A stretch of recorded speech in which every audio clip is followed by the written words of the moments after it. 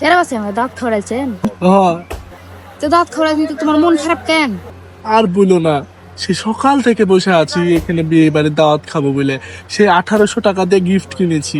এখন সকাল থেকে ক্ষুধা পেটে আছি যে 1800 টাকা খায় খেয়ে উসুল করতে হবে, না হলে তো টাকা তুলতে পারবো না। এখন পর্যন্ত খাওয়ার দিচ্ছে না, বেলা 3টা বাজছে। তো মন খারাপ করবো না তো এখানে নাচবো?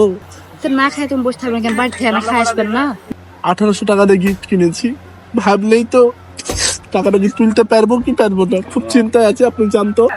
তাহলে বসে থাকো, দেখো কখন খাবার আসে, আসলে খাই। কি খাচ্ছ? পাপড় দিয়ে গেল 3 ঘন্টা পরে একটা। তাহলে তো তুমি খাও, পাপড়ি খাও।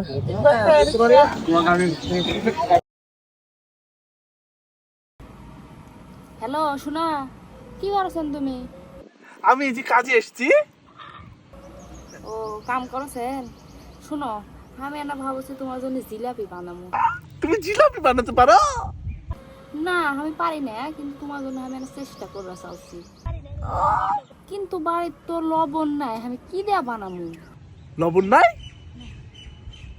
তাহলে কি বাড়িতে চিনি আছে? হুম, চিনি আছে।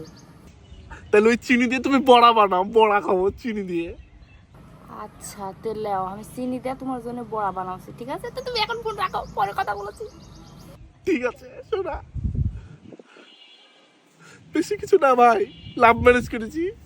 পাপা কি পারি গো, পাপা কি পারি, পাপা কি পারি। কি গো, তোমার কয়টা বয়ফ্রেন্ড? একটাও নাই। তোমরা এরকম মিথ্যা কথা বলো কেন সব মেয়েরা? আর মিথ্যা কথা বলে কি পাও তোমরা? আরেকটা বয়ফ্রেন্ড। তোমাকে যে আমি কত ভালোবাসি, তুমি কি সেটা জানো? থাক, জানার দরকার নাই, কারণ জানলে তোমার তেল বেড়ে যাবে।